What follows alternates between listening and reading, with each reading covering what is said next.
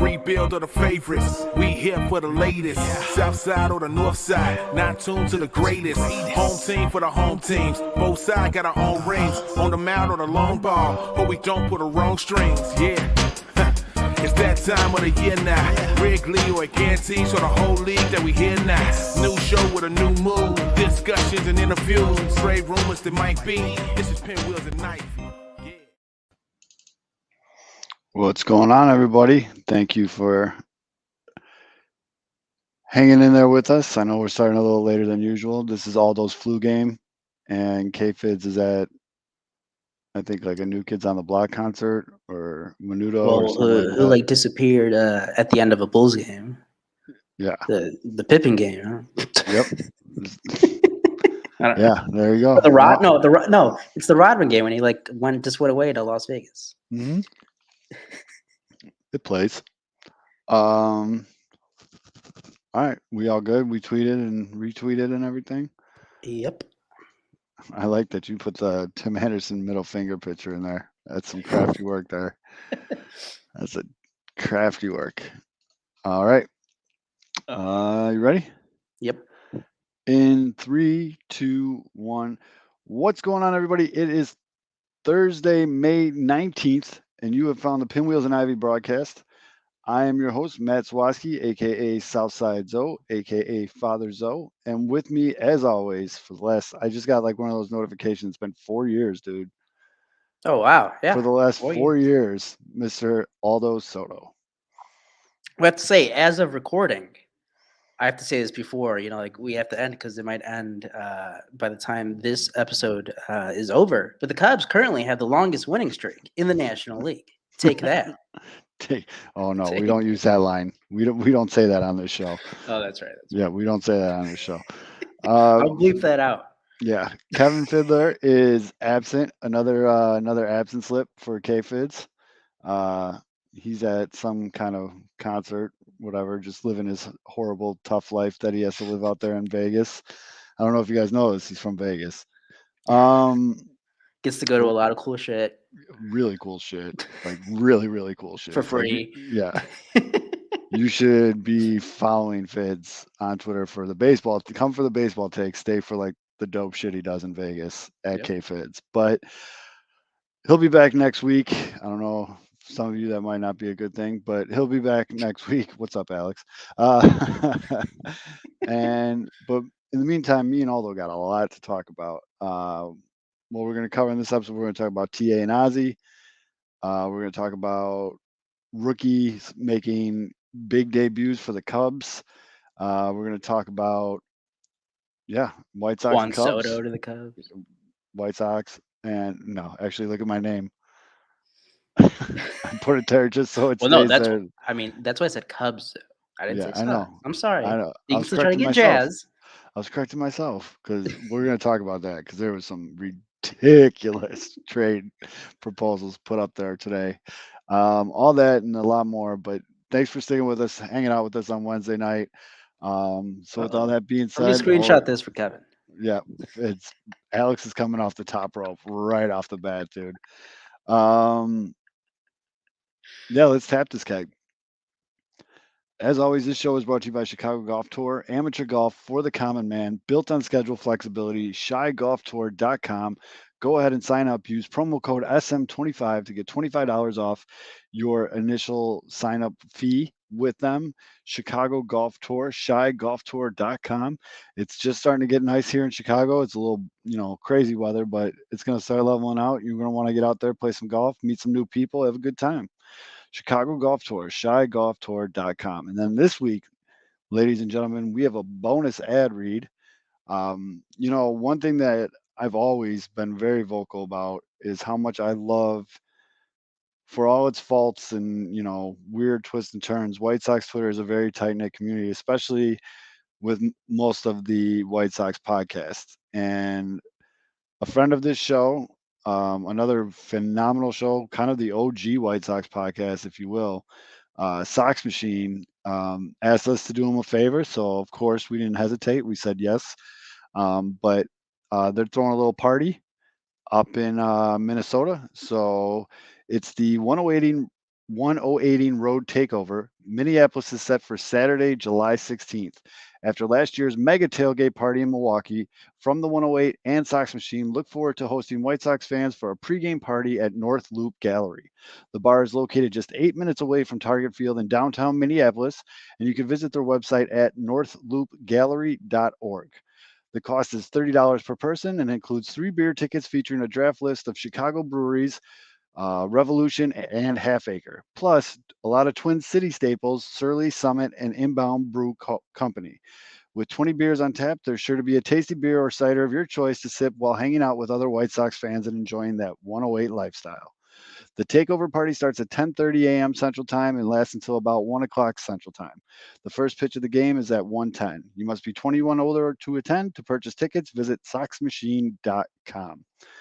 Um, just to sprinkle my own little on that, the tailgate in Milwaukee last year was sick. I didn't get to go, but I had immense FOMO because the pitchers and everybody had a really good time. Josh and the 108 guys do a fantastic job putting these things together. One of my favorite parks, I hate the team, they're a rival, but Target Field is nice. Great amenities, great food, really modern park. Um, I'm a big fan of downtown Minneapolis, so yeah, this would be a great event. And for $30 a person, you get 3 beers, and then you walk what did it say, 8 minutes to the game? Yeah, nice. Yeah, so hopefully, and that could be a first and second place matchup. I know And Minnesota's going to do their part, so and well, for all Sox fans who do go to that, I hope for their sake that if the occasion arises that no pun intended there, I guess, that you don't pitch around or you actually pitch around Byron Buxton this time. And you're yes, not so scared of Luis Arraez. that would be preferred. Yeah. So make sure you guys check it out, soxmachine.com for all the information and to buy tickets. But yeah, if you guys are looking to, take a little road trip to summer, a little baseball road trip, that's definitely the way to go. Lucas Giolito just gave up a bomb to Bobby Witt Jr., so that's cool. Well, Yeah. not Am I going? great. I cannot confirm or deny that. Summer filled up really fast for me, so we'll see what happens. Hey, summer's sneaking up fast. Like It I think really is, the dude. the late And baseball start, like I mean, it wasn't that late. It was like a week into April. Like the shitty weather, especially for you guys in Chicago. I mean, not, hasn't been right. shitty down here. The shitty weather in the Midwest and Chicago. And then all of a sudden, just great. Now, Memorial Day, a couple weeks away. Yeah, it's wild, dude. And everyone told me when I had like a toddler that it was great because you can use your toddler as an excuse to get out of everything. It's like the complete opposite, dude. He's the Now reason that I you're got the invited to kid, everything. everyone's like, "Oh yeah, bring the kid. I got the kids. We can do that." I'm like, I don't want to do that, dude. Like, the kid likes swimming in his little pool in the backyard. I sit there and enjoy delicious bush lights, and he splashes around, and everybody has a great time. And I don't have to The go double-edged anywhere. sword of COVID was that you get that period where you couldn't go out anywhere, but now they're gonna use that against us. Like, oh, we haven't seen him. COVID. Let's get together. Yeah, Stop. yeah. It's like, but yeah, dude. Like everything, they're just like, oh, I don't know. But yeah, so summer's filling up fast. If I have a chance, I Take would him up probably. there. First Sox road trip. He's too young. He won't sit through that shit. I took him to a Windy City Thunderbolts game Mm. last weekend. Barely made it 3 innings, No. and you could tell like his little eyes were like flying, like it was like stimulation overload. And that's at a like below low Yeah. A park. Like if you take him into U.S. guaranteed Comiskey Cellular Field, he's just gonna his little brain might explode. So we're gonna probably wait till the end of the season for that. But I mean, the Sox swing at everything. Like those innings are gonna be over fast. Like he'll get to the third. yeah, but Sox swing at everything. But with my luck, I'm gonna get like a Vinny Velo start, and Oh it's gonna god. be like that Bugs Bunny gif where they're just like doing those mamba around the bases. Yeah. But yeah, so make sure you guys go check that out. We got love for the fellows over at 108, and yeah, man. And Sox Machine, like I said, the OG Sox podcast, and they just do a fantastic. Josh is very much a stickler for details. So I have nothing but confidence that that's going to be a good time. So soxmachine.com, go check that out. Let's just get this out of the way, like, because I don't think it's going to take up that much time. So the White Sox have been underperforming lately. And one of the things that's been annoying is the White Sox haven't had the same lineup 2 days in a row, Mhm. not once this whole season. And Ozzie Guillen, who gets paid to be an analyst about baseball, went on the show that he gets paid to be on. And part of his analysis was the players need to play. You got to put your best nine out there every day. And Tim Anderson coming off a really frustrating second game of a doubleheader where it was like watching someone try to like run out of quicksand. It was like the most frustrating thing ever. He didn't play, so he didn't have to like change or anything after the game. He went to Twitter right away and just said, "What was the exact tweet?" Hold on, I gotta pull it up. I should have had that pulled up, but let me pull up. I got the screenshot. I knew he was going to delete it right away, which he did. Tim Mhm. tweeted, Ozzie needs to STFU, which means shut the fuck up.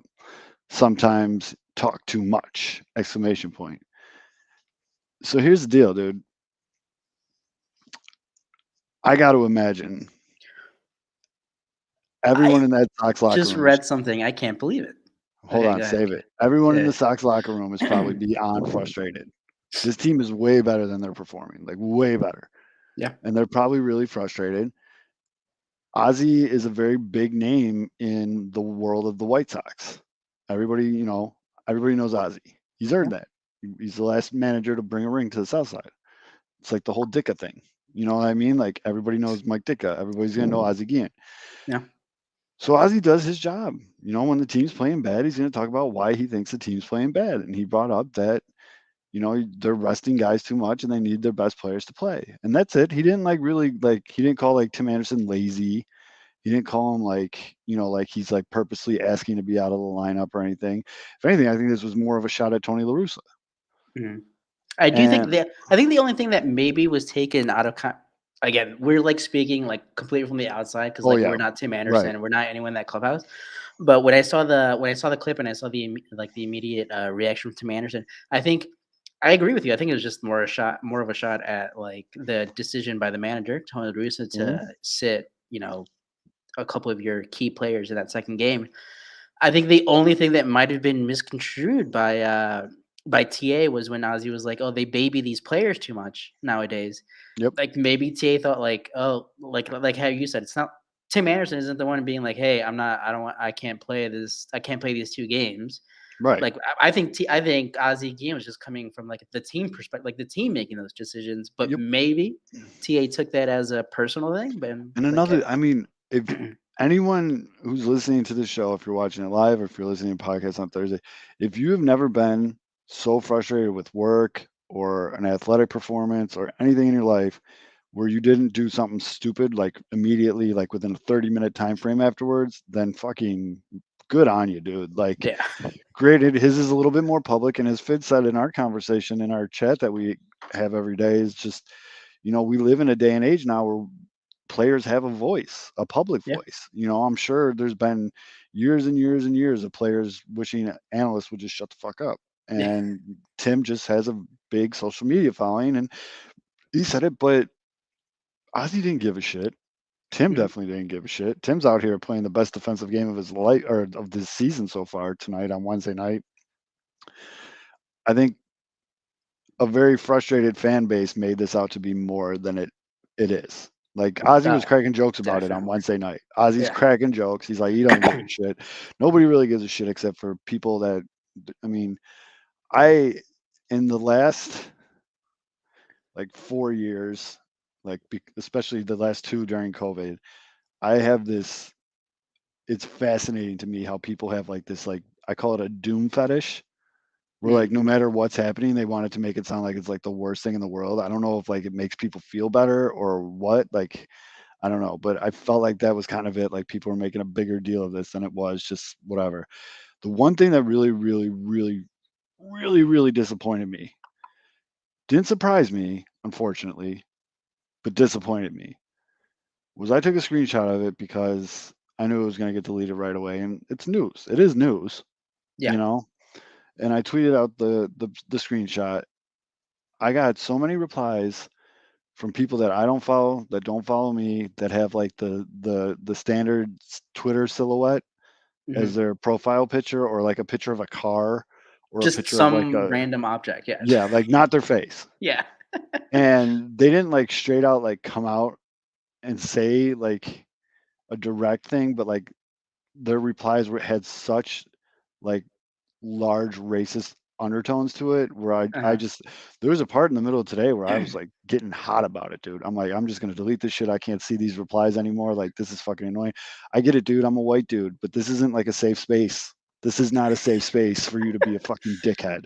Like, Now, yeah, this reply that's in your mentions, this doesn't get to that level, but right now, when you first brought it up, I got the notification from Pinwheels.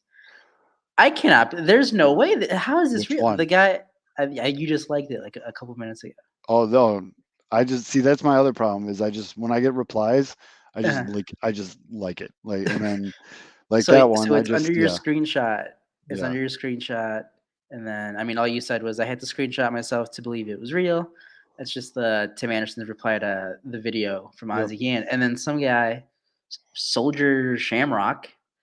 Is this a real tweet? Tim needs to get it together. He's making himself harder and harder to root for. What? No, by far, my favorite reply was, "This is the reason why the White Sox are losing." Oh yes, and then And you're like, yes, this is why. yeah, and I replied back simply, "Yes, this is why." It was like, "Yes, period. This is why." And it's just fucking unreal. And I mean, you guys can spin this from any direction, anything you think, how it goes, whatever. I have my opinion on it. My opinion is Tim was just pissed off at a shitty game, grabbed Twitter. That was probably the first tweet he saw when he opened it up, shot a quick reply, realized that it was getting taken out of hand and whatever, and just deleted it. And that was it. Yeah, I think it was like a It's combo just, of that yeah, and like these guys. I mean, Ozzie, obviously he works at the station owned by the White Sox owner. right. Obviously, like you said, has the deep ties to the White Sox, managing, coaching, and playing. Hmm. These guys see each other all the time. I took like it's probably this seemed to me just like a you know you get a little annoyed at your uncle. Yeah, And he's like, man, shut up. Like, yeah. I think that's a good way to put it. I think that's a really good way to put it, where you're and just like, the other thing is like I was thinking about it earlier. I'm like, man, like the people who try to make this like a huge thing. Like I agree with you. Like if like that interaction, it's gonna get screenshotted 100 times out of 100 times. Does it mean that it means anything? No, no. not all the time. But the people who do want to make it something, I was like, man, these guys are psychos. But like, Yep. we're all psychos. We follow our teams like day to day. Yep. If you're on social media, you're a little crazy. Like Yeah. the amount of time and energy it takes for you to like keep up every single little thing that happens with your team. We're all a little psycho. Yep. Believe me, Um, my wife calls me out on that quite a bit. Uh, but like, and and that's the thing. Everything gets made a thing, but not everything like actually matters. Like yeah, this was and just like a nothing. It's a little entertaining thing that happened on social media, yep. and like if you probably ask them whenever, they'll be like, "That was hilarious." Like, Yeah, because well, here's my final thought about this is just, if you follow this team like you just said, and you know those two guys, Ozzie Guillen and Tim Anderson, if there was a true beef there, like real genuine anger, and it wasn't just a flash of frustration, mhm, they'd still be going at each other. yeah. Oh, he doesn't delete the tweet. Yeah, He doesn't delete the tweet, and he keeps going. Like, that goes all night, back and yeah. forth. And of course, Ozzy's kids came in because that's what they do, and it was just fucking, I mean, yeah, you called it right away. yeah. You're As like, soon I as, can't yeah, wait for one of his kids. yeah, as soon as it happened, my first reaction to my first reaction to these guys was, yeah, here comes Ozzy's kids with an unasked for. And I think Shane from 670 Score said something, and they came at him, and then he just kind of he dunked on him a little bit. But it is what it is, man. I mean, again, but As I mentioned, though, I haven't seen Tim Anderson play defense like this in a while. So we might be onto something here where someone needs to just kind of like piss Tim off a little bit before every series. I mean, he's been Wozo, hitting. Yeah, he's been hitting all season. But like, Wozo, the floor is yours. I don't think I got it in me though. To be honest with you, Go ahead, it's a I don't have it in me. stare to the camera like you're talking straight to Tim Anderson.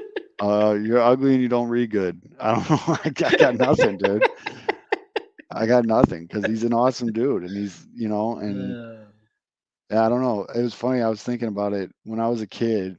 I always played my best basketball games when I was pissed off. Mhm. It was just like given. And as I got older, my dad would ask me. He wasn't like a psycho like sports dad at all, but he would ask me. He's like, "Are you ready to play? This is a big game. You ready to go?" And I'd be like, "Yeah, I'm ready to go. Let's get it." And he's like, "I don't. You're not. You got to get like mad. You got to get pissed off." And I'd be like, "I don't. That's not really how like my brain works." And he would like start like talking shit to me, and like flicking my ear and shit until I got annoyed, and I'd be like, "Ah!" And then I'd go out there and fucking play pretty damn good. Uh, yeah, I can ball a little bit. Fit. I'm no doctor, not yet. Not Probably yet. not ever. But there's definitely like has to be some psychological thing. Oh, for Like you sure. always or not always, but like wanting to prove somebody wrong, people wrong, a person wrong. Yeah, Or you're well, just fired up, definitely dude. plays. You just the Yeah, blood starts fucking flowing. You're fucking ready to go, dude. You know what I mean? It's just as cliche as it is, but it's a cliche for a reason. Like if you have that chip on your shoulder, like yeah, that adds something at least in your mind, you're adding something. bro. I've thought about doing this probably 2 million times, and if I didn't have this show and some other things going on where I like basically have to be on social media, I'd probably be ghost because this is Yes. brutal, dude. I definitely would. I would definitely get rid of Facebook because Facebook is just a wasteland. I Oh, use definitely. Facebook to like see my buddies' kids and like share pictures of my kids, but that's about it. Like Twitter now, like a couple years ago, like my whole intake of Twitter pivoted where like I just think it's funny as fuck. Everything on Twitter is funny. Like if you get mad on Twitter, I just know I'm laughing at you. If I get mad at Twitter, I'm So, laughing at myself. so like, yeah, that is the way. I think I'm the same way because I don't. At the beginning, so like I started shout out Sports Mockery. Started writing in what like Yeah. 2015.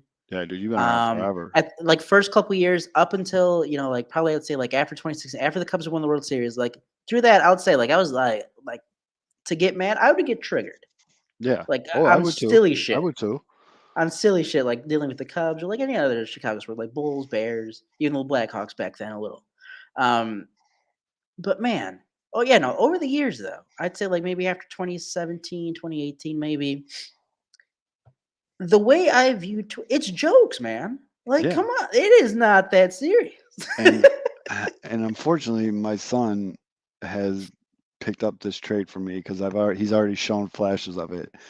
But I've done this since I was a little kid, and my mom always got mad at me about this. But when someone's like mad at me, like yelling at me, like I fucked up or something, my instinct is to laugh. So now when I see Yeah, people like going off on these Twitter rants, of course, if it's not something serious, there is some very serious right. stuff on Yeah, Twitter sometimes. but like that's the But thing. We're if it's talking about about fucking sports, if sports. we're We're talking talking about about baseball, sport. Yeah, I'm gonna laugh. I'm laughing. yeah. I'm laughing the whole time. Like, you know what I mean? Like, it's just how my brain is wired. The other thing is too, like, if I like stub my toe or like hit my funny bone or something, I laugh. It's just I'm wired. I got cross wired. Like instead of like, yeah, I I laugh. I've been mentioning it the past few weeks, like the younger generation of fans who are now on Twitter and stuff. And at first, I remember like a year ago when I was talking about like all the what I still kind of think at the times where like you see the same repetitive lame tweets like on random shit, Oh and yeah, it's like wait really is this what like Twitter is now? But like over time, like hey, you kind of realize. I mean, it's just jokes. Who cares? Like yep, it does not matter. Sometimes it's hilarious as shit, and it's like, yeah, I mean, yeah. it's Twitter. Who cares? Bud, your Cubs' longest winning streak is in jeopardy now. Well, not great. Yeah, no, they're down currently 3-2. It's only Yep. the sixth inning though. Yeah, you're all right. I mean, it's not over, but I'm just saying it's not. It's Not funny great. how both of our teams are playing dog shit teams, and we're both like Yeah. struggling, and it's fucking So I annoying. have to ask you, speaking to that, so I think the White Sox entered Wednesday night's game at 18-18. Hmm. I looked up some of their stats. 21 out of their 36 games, they've scored less than 4 runs. Dude. It's so frustrating. They have a like very negative run differential. I'll tell you Uh, what the problem is. I know where you're going with this. I'll tell you what the problem is. no, I was just gonna say like because we said it in April and I agreed even early May and we kept saying it's early. It is Magic question: when does it no longer become early? a couple weeks from now. So June, like June 1, you're like, all Like right, no, I'm mid-June, and see the other thing is the White Sox strength of schedule is I haven't looked this up, so I'm sure someone's gonna flame me on this because I'll probably be wrong. It just seems like it, but it feels like the White Sox have had a tougher schedule than the Twins, and the Twins just beat the A's like 14-4 today or some shit like that. I have not seen So, the Twins schedule, but but in but that's no excuse because the White Sox are literally playing 5 games against Kansas City mhm, and they're struggling. You know what I mean? And it's just like Lucas is out here. It looks like he's giving everything he possibly can. Homeboy just got off of COVID, and you could see the sweat pouring down his face out there. Like they mhm, need to shorten up that leash real quick. But I mean, you got to win these games. These are games you got to win. Like if yeah, you get 5 games against Kansas City, you need to take at least 4 of them. yeah, You know what I mean? Like and it's like yeah. the concerning part is, I mean, the games that they won in this series. Monday night, or no, that wasn't Dylan C's. No. Johnny Cueto. Johnny Cueto shuts Oh, we're gonna down. talk about that in a second too. Johnny Cueto shuts down the Royals for 6. Looks dominant. Bullpen gives it up. Uh, Okay, so here, hold on, real quick. Our guy Alex, our unofficial statistician on the show, he said he looked at Minnesota's schedule, and the CHGO guy, shout out Herb and Sean, posted on Twitter. He's going to DM it to me. As long as they're within 6 games at the All Star break, they're going to be golden. Yeah, the White Sox definitely have a much easier second half of the season, mhm. but they should have split against the Yankees. They actually probably should have. Well, no, they should have split. Split. I can say that confidently. They should have won Sunday's game. Here, But Alex. also, you didn't expect them to win the Keuchel game. No, Dallas. I can call him that now. All right, You Dallas. remember he has Big D. graduated. Big D. He has graduated. Oh, here you go. I got the graphic here. So, oh, damn, Herb put you on the show, Alex. Look at you coming up, cheating on us Hello. too, motherfucker. Um, White Sox post All Star game schedule. They play Kansas City. Here, I'm just gonna screenshot this shit because I don't feel like reading to all you fucks right now. Let me just pause that there. No, but yeah, what I was saying, like in terms of this Kansas City team, you're facing one of the worst offenses in baseball. Obviously, I mean the White Sox offense itself, like bottom 5, I think. Um, but like again, it's a bad team. You need to be stomping these teams. They're not. They got the big Luis Robert, home run in extra innings to win the first game. Dylan Cease shut him down for the most part, or I mean, he shut him down. Hmm. And then the Royals just couldn't come through anytime they had anyone on base. You win that first game of the doubleheader, and then you score 1 run the next game, and now it's Wednesday night, and you're having trouble again. It's just, dude, outside of Luis Robert and Tim Anderson, this offense is insufferable right now. And one of the things that I made a tweet thread about, I don't usually do a whole thread, but I did a thread. The White Sox have going into when I did that thread, the White Sox have the 3rd worst on base percentage in Major League Baseball. And it's hard to score runs when no one's on base. Yeah. And they're not taking walks. They're just not taking walks at all. Josh Harrison is the most frustrating player on this team to me because it looks like he's like deliberately swinging at balls because he does not want to take a walk. And it drives me crazy. Here's the graphic via CHGO, via Alex Rude. That's a lot of vias. But post All-Star game schedule, Chicago's playing KC and Detroit 20 times. Rebuilding teams, Oakland, Colorado, Arizona, Baltimore, 17 games. Cleveland, 10 games. Minnesota, 9. Playoff caliber teams, that's Houston and San Diego, 7 games. Middle of the road, Seattle and Texas, 7 games. Where Twins post All-Star game, they get KC and Detroit for only 17 games. Playoff caliber teams, the Angels, the Blue Jays, the Yankees, the Astros, they got 17 there. Ooh. They got the Giants, the Padres, the Dodgers, and the Brewers for 10 games. They play the Sox 9 times, Cleveland 8 times, and middle of the road teams, Boston and Texas 7 times. So if I had to choose between those two, I'm definitely taking the White Sox schedule. Oh yeah, no, that's. I mean, what the odds are currently right now, I'd still take the Sox to win the division. Yeah. Fairly easily too. Like I think I think I said at the beginning of the year, like they'll clear by like 5-6 games. I still think Yeah. they'll do that. I feel confident. I mean, you got to remember too, we're still getting Eloy back. We're still getting Lance Lynn back. Like those are two. Two Tubsters. That's like two solid acquisitions. Yeah, those are my chunky monkeys. But we get two solid acquisitions, and I mean, I would. They really don't have anything to play with, but I'd like them to make some kind of move at the trade deadline for a second baseman. But everybody says Yolbert's the savior there, so we'll see what happens. And then Morel while for Kopech.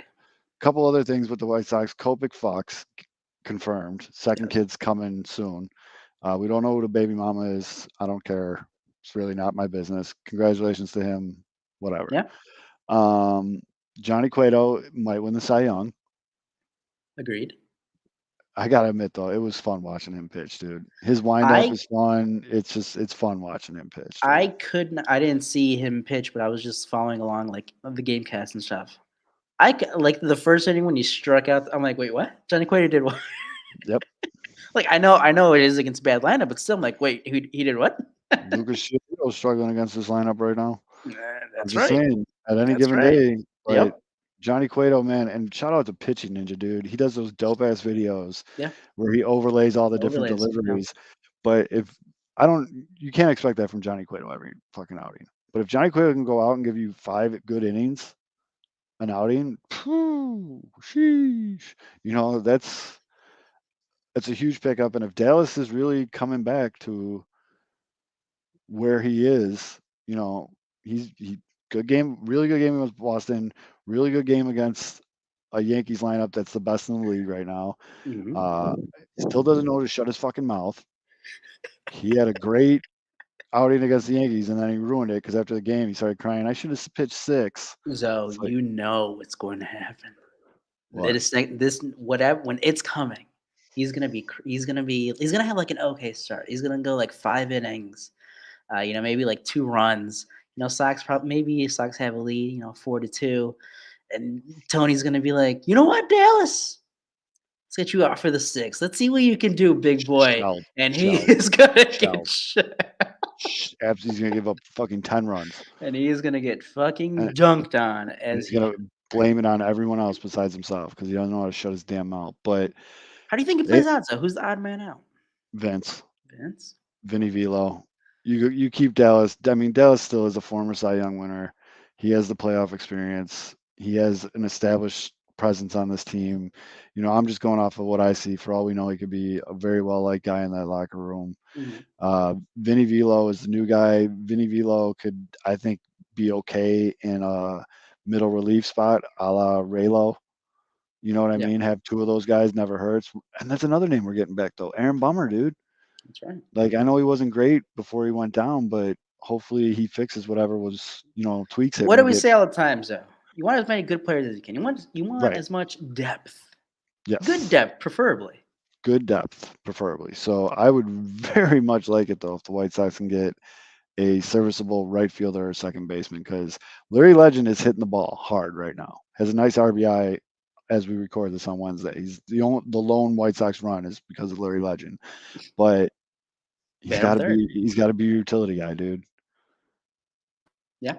Yeah, that's exactly what I said, Alex. Vinny to the pen as a long reliever, but you need Larry Legend to be your utility guy so Moncada can fucking relax, so whoever you get to play second base. And I'm sorry, man, it might be time to start thinking about cutting ties with Josh Harrison, dude. It's just it ain't working. It just ain't working, dude. It's It's not. not. No. It's really just not. Hand I up. mean, Hand up. Might have been wrong about him. yeah, no, I think a lot of people were, and I think it's because he's like the opposite of Keuchel right now publicly. Like he's just a great dude. Everyone's rooting for him, but it's just not working here. And I guess that kind of brings me to another thing. And I'm sorry, we're gonna get to the Cubs stuff in Oh no, I you're good. promise You're just a good. couple minutes. But one thing that I'm seeing and this is just something that's always annoyed me, is people tweeting out like how Marcus Simeon's having a rough start, you know, Yeah. and Corey Seager's having a rough start, or who's a knob on Minnesota, the What the hell? shortstop, Correa. Correa. They're all having rough starts right now, and I've seen a couple people. This isn't like a sub tweet towards anybody. I've seen this by a couple people. Like, wow, I'm really glad the White Sox dodged the Marcus Simeon bullet. You don't know that, dude. He could have Yeah. came to the White Sox and hit 400 right now. Texas was always going to be a rough landing spot. It's a project. He has no protection in that lineup. It's just it's hard. It's probably hard for him to get going with like knowing that you're playing on just a dog like a 4A team. You know what I mean? And And the that's and I think the second part to that, it's like what 35, 36 games into right. those are like what 7, 10 year deals. Yeah. I mean, Like relax, people. if if That's 10, like when the 10 Cubs. out It of just reminded me when the Cubs signed John Lester, like biggest free agent contract at the time, because it was before the Hayward one. now we got something going. Valuable 9 hitter Andrew Vaughn just hit a single to move Andrew Engel to third. Wait, is Andrew Vaughn still batting ninth? Yeah, he's batting ninth against Greinke. Jesus fucking Christ. I don't mind it, dude. Don't mind it at all. But Yeah, whatever. wait. I wanted to bring this up when Kevin was on because I wanted to ask him a question about another player that he loves. hmm And if the Cubs were again, the White Sox are contending, so I wanted to make equal comparisons. If in 2016, if Joe Madden was like, you know what, I'm batting KB eighth, Yeah, got to he'd be shake pissed. things up. Let's He'd be bat him pissed. eighth. But hold on. To Alex's comment here, Cesar Hernandez is playing really good ball for the Nationals right now. And he said, like, maybe we should hold Get off him on back. cutting ties or whatever. No, what I'm saying, dude, and this is what I'm talking about with the Marcus Simeon, Corey Seager, Correa. Some dudes just don't fit with some teams. It just doesn't work out.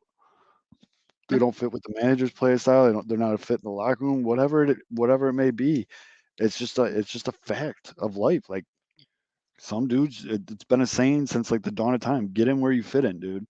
And some people just don't fit in with certain teams, or just they don't understand the role. Come on, Tim, get down. Yeah, Tim Anderson, base hit. White Sox tie the game. Let's go. There you go. Um, they What the hell were we manufactured just talking about before Vaughn? how people say like, I'm glad the White Sox didn't sign Marcus Simeon, and it's like Oh yeah, no, I was gonna say, that's it not reminded even like in John Lester, like biggest free agent contract at the time. In April, he has a brutal month. At the end of the season, I remember taking the screenshot or like comparing the numbers. He finished with the exact same ERA and pretty close to the exact same WHIP as he did like throughout his career at the end of Mhm. 2015. And I was like, remember when all y'all were like panicking in April because he had like 4 or 5 below average starts? Like, chill. It's fine. Yeah. And that's fine, Alex. I mean, Alex says in the comments his point was we don't have a large enough sample size to determine that. I get what you're saying, but I also think that a player of Josh Harrison's age and how long he's been in the league, it might take a little bit longer for him to get going. That's fine, whatever. But unfortunately, right now, and I think that was one of Ozzie's points, like you don't have the luxury you had last year. No, that's the big thing. It's you don't Yeah, have the luxury of everybody else is healthy. They're not, and it's not even that not everyone is healthy. It's not everyone is healthy, and the guys who are healthy, you're only really getting contributions from 2 guys, and right. like three. Andrew Vaughn, so three. Yeah. Vaughn, Ta, Luis Robert, and even Luis Robert's been a little streaky. AJ Pollock's coming around a little bit.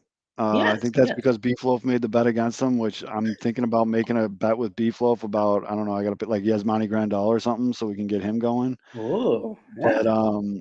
I'm just saying, like, I don't know. If he was like if we're talking about like Yolbert Sanchez or like one of these young kids, like, yeah, give him some more time. We'll see that because that's a very small sample size. Josh Harrison, we got like a almost 10-year, not 10-year, like 7, 8 year career worth of, and I don't know. It's just, it feels different to me, different situation. But It's the way they look too. Like you said, Josh Harrison, like he looked so bad at the plate. he It's not even swings at funny. everything, and like, hey, he's had success before because he does swing at everything, but when you get up there, that bat gets a little slower, and But he's you swinging can't at make as balls. solid contact as you He's are before. he's swinging at pitches, dude. Like a full arm's length off the plate. Like, I always take that tell pitch, people. man. I always tell people. Like I know, like Kevin's the guy. Kevin hates strike when guys strike out, and I get it. It's annoying. Yeah. Equally as annoying is when a guy just swings at everything, hits the ball, and it doesn't fucking matter because it's just a pop up or a lazy ground ball. Like that's annoying. That's more annoying. It is. No, it is. I get I what you're think it's saying. more annoying because with the strikeout, like I mean, Dude, Greinke is just shoving right now. It's annoying as I fuck. wanted the Cubs to fucking sign him. It is For a fucking reason. annoying. I mean, he's throwing like mid 80s, but he's Yeah, just these guys are he just makes Hendricks look like Cease. Like yeah. Dylan Cease is so good, dude. he is. By the way, That's all we I'm need to not gonna say. say because I don't want to jinx myself about Cease, but so Okay, what else is going on in Sox? here. So as of this broadcast right now, the Dodgers, they're pretty good. You know, a pretty good team, All decent. right. Yeah, they lead Major League Baseball with 154 walks. Yeah. If you scroll all the way down to the bottom, in very last place, the White Sox have 82. Where the Yankees on that list? The Yankees are 7 with 136. I think you saw it in that 4-game series. If you're like you don't necessarily have to walk all the time, but you can be patient. I think Jordan, our guy Jordan Lazowski, said it all the time. It's not that you just have to go up there and not swing. Is that you can wait on pitches until you get your pitch in your zone, That's a very good point because we saw and that's what the Yankees do. They we just saw wait until Aaron they get that Judge. fastball and they fucking murder balls. Yeah, we saw Judge and Stanton do that. They just work counts till they got their pitch, and then they just put it 10 rows up. And one of the comments, and it kind of got drowned out in the other conversation, I think from guy Duran was, Yeah. when do you start worrying about Jose Abreu? If you would have asked that a week ago, I would say, maybe soon. But Jose seems to have turned a little bit of a corner. I'm not too worried about Jose. I mean, it's the same thing I was saying about Josh Harrison, where Jose Abreu has given us a whole career of him starting out slow and then winning, fucking MVPs. You know what I mean? Like, you got to give Jose. I give Jose Abreu way more the benefit of the doubt than I do Josh Harrison. Right. Definitely a longer leash for Abreu than a guy like Harrison. Yeah, and I think he'll be fine. And I mean, the other good things that we have going though is just Luis Robert looks really good. He's up to the bat right now, 2-2 count, 2 outs, first and second. And he actually, that ball, 72-mile-an-hour curve, hit the grass before the dirt. So I'm glad he laid off that. But Good eye. oh, this is the other thing that White Sox Twitter, like, that Simpsons gif where like they're all the mob with the flame torches and stuff like that. Alex says, I was curious last night, so I looked it up. In 10 years as a hitting coach, the average Mendocino team has finished 11th in the league in walks. What People are coming for Frank on Twitter, dude. How did they finish last year? And Luis Roberts swung at ball 4 and just struck out. Pinwheels jinx live and in action, folks. Yeah, that was a live Pinwheels jinx. Literally, Luis Roberts been looking really good. He's been good. Swings at an 88-mile-an-hour changeup inside it, almost hit him in the knee for strike 3. But did the White Sox walk out last year? I don't think so, but I think guys like Yasmani Grandal had a fucking rough start to the season. He knows it too.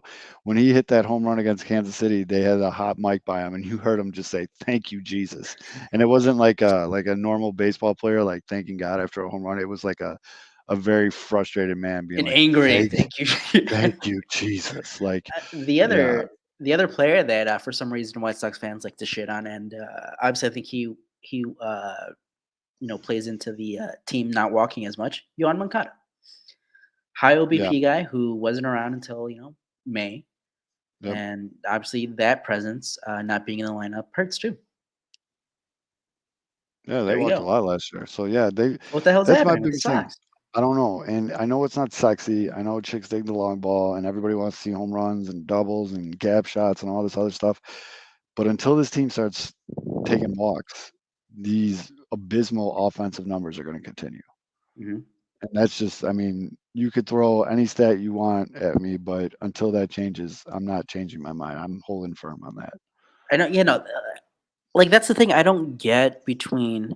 I get the conversation of slug versus on base, but when Right. people are still bringing up, yes, obviously batting average is important. Not saying it's not, Hmm. but I think it was our guy from Sports Mockery, Eric Lambert, right? He's like a single count, or was it him who said it? Who Yeah. I Yeah. It was replied to him? Eric. Yeah. A The Bears single, writer. yeah, a single counts the same as a walk. But for some reason, some fans still can't process. I have no clue why. Here's a It good counts tweet. just the same, guys. Here's a good tweet from another one of our friends over at Sox Machine, P. Knowles. Luis Robert just struck out on 7 pitches out of the strike zone. If me, Patrick Nolan, can go on Fangraphs and learn that you don't have to throw a strike to this team, you better believe it's peppered all over every scouting report going across the league. So So I've been you got to saying it for imagine like the guys like past. Zach, yeah, guys I've like been Zach saying for the Greinke are past taking 2 years. I yeah, have no clue why teams throw Tim Anderson a first pitch strike ever. yeah, that's wild to me. That's I still absolutely don't get wild. it. But I guarantee you, before Greinke took the bump tonight, they're just like, don't throw strikes, Yeah, and you'll be I fine. mean And we saw it, and I think the next at bat after. But when TA against the Yankees, he had the bases loaded, and it was the same thing with him. He was swinging at everything, and that 3-2 pitch was like up at his head. Like had that awkward swing, and then the next at bat, he like took everything, and then he finally swung, got a hit, I think. But like, yep. it's the same thing with him. And again, I've said, like I said last week, like, you'll take it with TA. Why? Because he hits like above 300. So you'll take those moments of like, dude, what the hell are you doing? Because he's just like the best at making contact and finding hits into right Hmm. field. Yeah, I mean, But overall, I think if the White Sox, it's not they swing at everything and they swing at everything out of the plate. yeah, I wouldn't throw the White Sox a strike ever. Yeah. No. Well, Lucas just hit the over on his Ks. There you go. Dylan Cease is a paycheck, dude. Paycheck. I think he's only not hit the over on his Ks one game. Hmm. Like the Cleveland game, maybe. In some way, yeah, it was like his only shitty start, but I yeah, it hated would. that the books caught on early too, because before it was like close to plus money or Yep. plus money, and then And then they after his started second jacking up. start, yeah, And then they started jacking up the number. I think against like the Yankees or something, it was like 8.5, 9.5. And I'm like, got euphoric. whoa. I was like, yo, I don't know if I want to take this. And then against Kansas City, though, it went back down to 6.5. I was like, yeah, I That's don't weird. usually throw triple digits on K props, but Ooh, yeah, we're going ooh. in on this one. Yeah, I had that funny money from that parlay that I hit. Oh, that's right. So I was just like, all right, yeah. So won a little coin on that too. But it's definitely You something need to get for, sponsored though. The Vinny V bet. yeah, for those of you in that like to dabble in the little wagering, White Sox K props on both sides of the coin, pitchers throwing Ks and teams striking out. It's been a pretty healthy. If you want to be eating some steaks, uh, take that. But that's enough about his team because his team's frustrating the fuck out of me. I want to, as a White Sox fan, I want to talk about what happened for the Cubs on Tuesday night. What a story, dude. I love football. I love basketball. Love hockey. Obviously, baseball is my number one. And one of the reasons why it's my number one is because to me, it produces the best moments. Yeah, You know what I mean? Like just pure electricity. And what's the kid's first name? I know his last name, but Christopher. what's it? Christopher Morel gets called up. He got called up straight from Double A, correct? Yes, Gets called up straight from Double A. Comes in he as a did. pitch He did play hitter. a little at the end of last year at AAA, but it was like 25 games or something. But yeah, Okay. he was at Well, so Double A to yeah, start this year. but gets called up, pitch hits for the Cubs, comes in and hits an absolute fucking nuke, and he puts it out of the stadium. Oh, it's And Waveland. one of the greatest things too was, sometimes, especially if you just got there or whatever, like you might be a little more conservative. Like, no, homeboy let it fly, dude. Bat flip, flex, missed first base, ran back to first base, Flexed. flexed again, and then rounded the bases. And one of the cool things too was they showed the Cubs dugout. Not one ass was on the bench. Everyone's standing. Wilson Contreras is doing high knees with his fucking catcher leg guards on. And just as a baseball fan, I mean, that's fucking cool, dude. Like that's That's what it's all about. Just moments like that. Absolutely electric, dude. As Absolutely electric. as Cubs fans, as White Sox fans, and I think most fans of all 30 teams right now, we're very lucky that there are dedicated blogs and like just guys on Twitter who, yes, they like the MLB teams, but like they really zero in on and like their main focus is on like the minor league guys Yes. and like so, like, yes, I'll know like some of the top guys, maybe some of the lower level guys. Not gonna lie, like Christopher Morel, I remember seeing him in a couple games in spring training. Dude has a cannon. Hmm. So I remember that from spring training. But when the news came out on, so was it Tuesday morning when the news came out? It's like, oh, Cubs are gonna call up Morel. You get the guys uh, who focus in on the minor leagues. Uh, every single one of them. This guy brings energy, loves the game, just plays with a lot of fun, lots of joy. Everyone's gonna love him. You saw it immediately. Dude, I mean, Immediately. it's not the How it's can you not not love this guy? it's not the comp that Fizz wants, but a lot of people went right to Javi Baez. I was gonna say it. I was hoping Kevin was gonna be on, but I was gonna message him back in that chat like Kevin, because here's the good thing. If Kevin hates Christopher Morel in 3 years, that's great news. 'Cause that means Christopher Morel's sticking around and he's playing a lot. Because I was gonna be like, I can't because he does strike out a lot. I was like, Kevin, I can't wait for you to hate this guy like in 3 years. He's Right. because this dude is almost a clone. How's he? Look it up real quick. How's he doing tonight? He got the start at third base, didn't he? Hey, I don't think he's big. I just saw him right now. He struck out. I think he's like, oh But for you got to 30. imagine the kid just gets called up straight from Double A. He's in Wrigley Field. Adrenaline is at like 120%, and then he just hits a ball as pure as you can hit it and puts it on a wavelength. That I mean, reminded me the first thing, or not the first thing, but like after the replays of everything he did, it reminded me of back in 20. It might have been 2016 or mhm. 2016, 2017 when John Lackey was with the Cubs. He gave up a home run to a Padres rookie. It was like his first or second. I think it might have been like his second home run in the league or something. And he didn't even do anything close to what Morel did on Mhm. Tuesday. I think he just like looked at he like stared at the ball like at Wrigley hitting a home run because he hit onto Waveland too, and Lackey was like barking at him, Right, and but he was mad. And that was the first thing I remember. Like John Lackey is ready to come out of retirement to instinctively bean Christopher Morel tonight. but that's I'm the so thing. glad Like, those. I'm so glad that overall those days are gone for the right. most part. I think. But if you worked your whole life, every day, just working to get to the major leagues, and your first at bat in the major leagues, you hit a home run on a Waveland Avenue at Wrigley Field playing for the Cubs. You better believe I'm fucking taking a step and just watching. And I'm just soaking that whole moment in. I'm not trying to pimp it. I'm not trying to, like show anybody up or anything, but I'm just this is your life's work coming to fruition. Yeah. And take a fucking moment. I was so happy to see that kid get fucking amped like that. I got pumped. I'm not a Cubs fan at all, but like I got pumped. And it was really cool to see all the national social media accounts and blogs and whatever. There you go, Yasmani, base hit. Um, like pay attention to it and put a spotlight on it. So I was really happy for that kid. And then there was another debut though, wasn't there? Yes. Go ahead, tell us about that It one. is pretty crazy that in a night when a converted outfielder as recent as 2019, he was drafted out of college as an Damn. outfielder, converted left-handed pitcher now. Hmm. Brandon Hughes makes his MLB debut, gets called up on Tuesday, and he came in a weird spot too. Daniel Norris was on, he got an out, and then the second batter he faced, he like hurt his Achilles. It turned out has a sore Achilles. That doesn't sound great. No. So so left-hander Brandon Hughes has to come in just like kind of like an emergency basically. What does he do? He faces like 7 guys. The first guy he came into the middle of the at bat. I forget how that works if he gets the walk or if it goes to the pitcher who like started the at bat. I think So it goes that to the guy guy who walks started the at bat. and then he walks another guy in his last inning, but he faces like 7 or 8 guys. He strikes out 5 of them. Jesus, I didn't know it was Unbelievable. like The that. slider was crazy. His parents in the stands watching. Amazing moment for them. Obviously, he became the first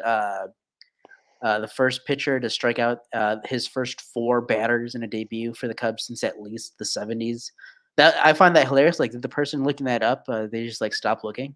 Like they're like Yeah. that's going far back enough because like the specific number was like this is the first time this has happened since 1974.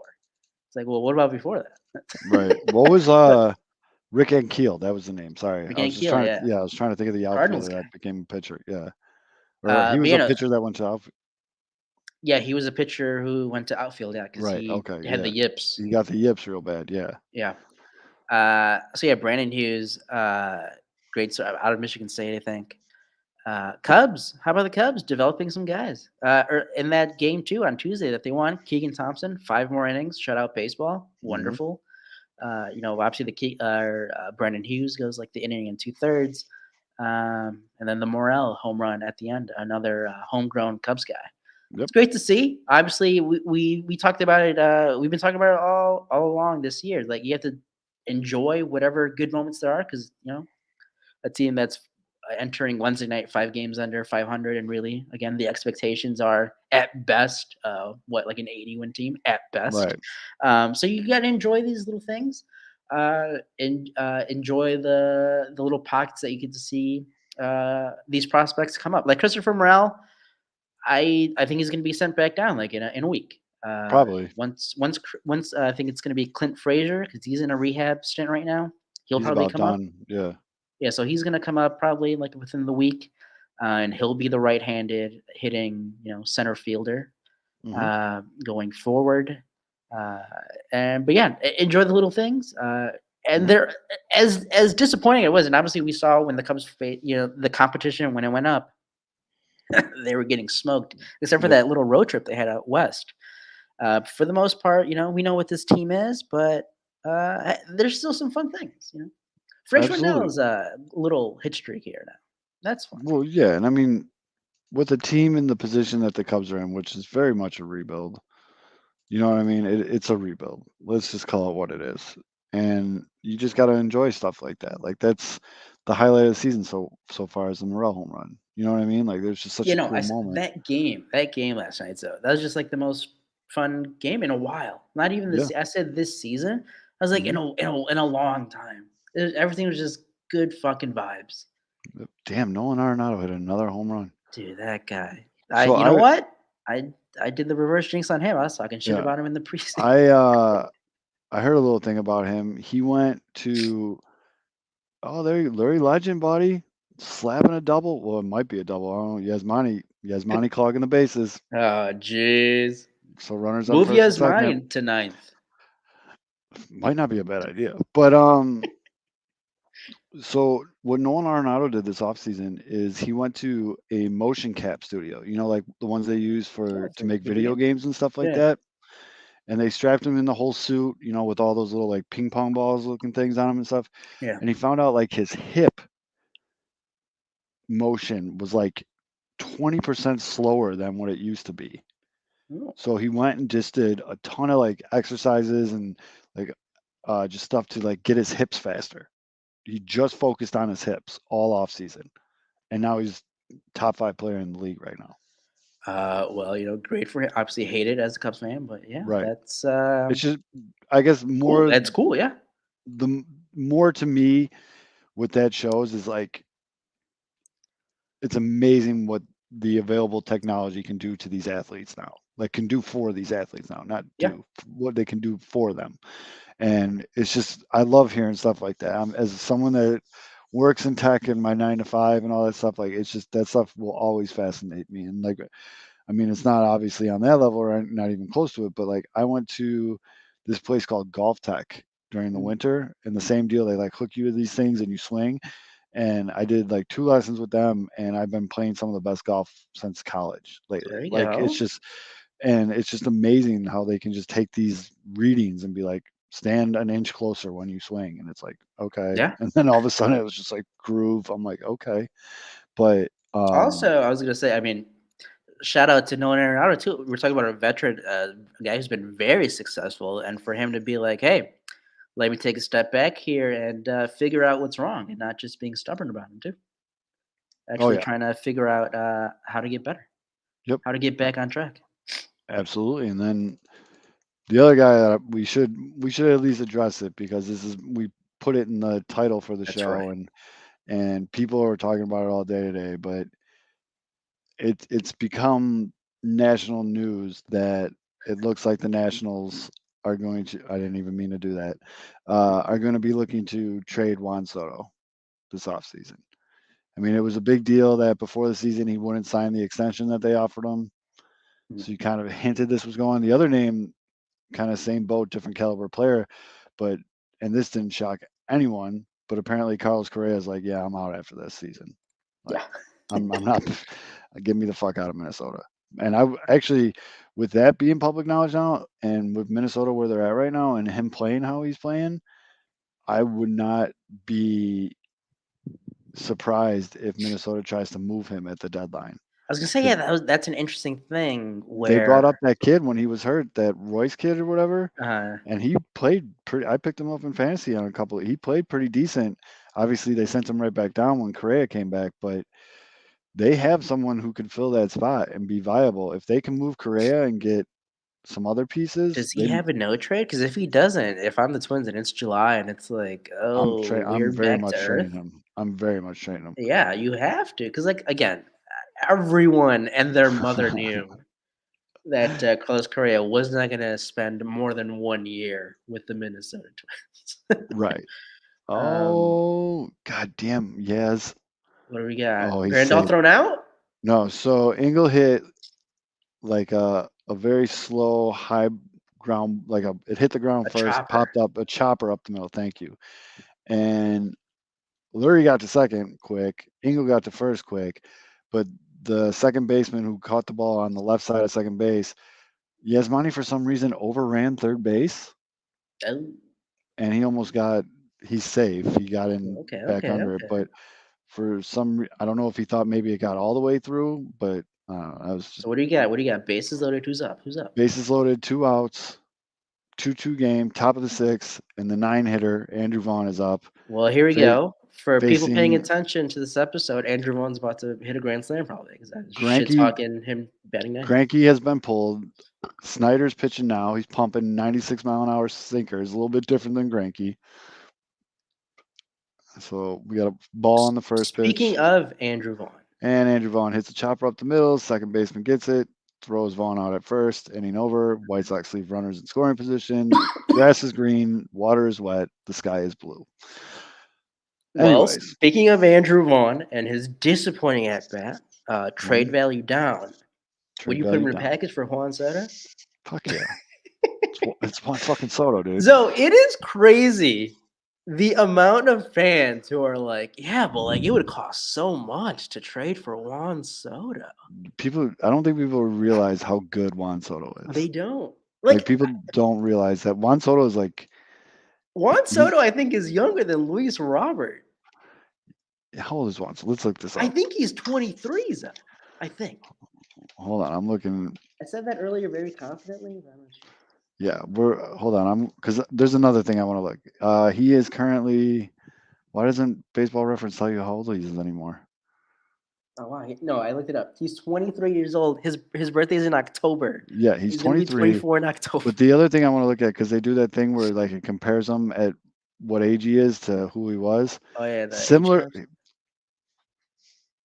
Oh no. Similar batters through the age of 22 for Juan Soto. I'll just start. You know what?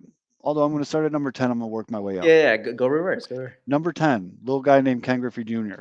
Number 9, Giancarlo Stanton. Number 8, Orlando Cepeda. Number 7, this guy, I think his name is Henry Aaron. Aaron. Number 6, Tony Caligario. Number 5, my favorite player of all time, Mickey Mantle.